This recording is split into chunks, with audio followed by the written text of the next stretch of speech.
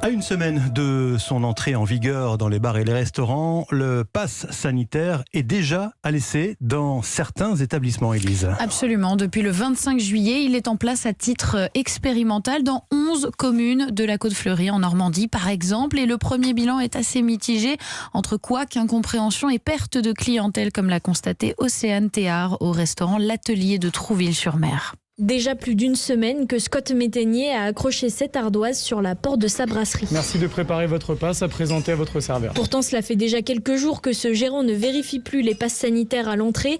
La faute, d'après lui, à des consignes floues de la préfecture. Au départ, on disait clairement que les gens ne pouvaient pas les recevoir si leur passe sanitaire n'était pas valide. Et après, au final, on a appris qu'on n'était pas obligé de refuser les gens. Au contraire, on n'avait même pas le droit de les refuser. En plus, les gens ne comprennent pas parce qu'ils viennent un jour, on les refuse. Le lendemain, on les prend. Au final, même si leur test n'est pas valide ou quoi que ce soit. Donc les gens n'y comprenaient plus rien comme nous, quoi. Une expérimentation qui coûte cher dans une saison déjà plombée par le Covid.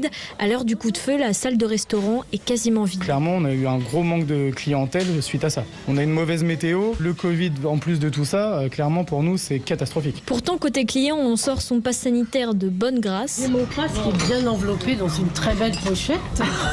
Comme Geneviève et Catherine qui sirotent leur cocktail. Le pass et ma liberté. Nous, on le fait surtout pour les autres, parce que moi, personnellement, ça me gonfle, mais bon, moi, je le fais pour les autres. Après cette expérimentation, le pass sanitaire devrait être demandé dans tous les bars et restaurants du pays à partir du 9 août. Océane Théard. Pendant ce temps, l'épidémie continue sa reprise en France avec des effets désormais visibles dans les hôpitaux.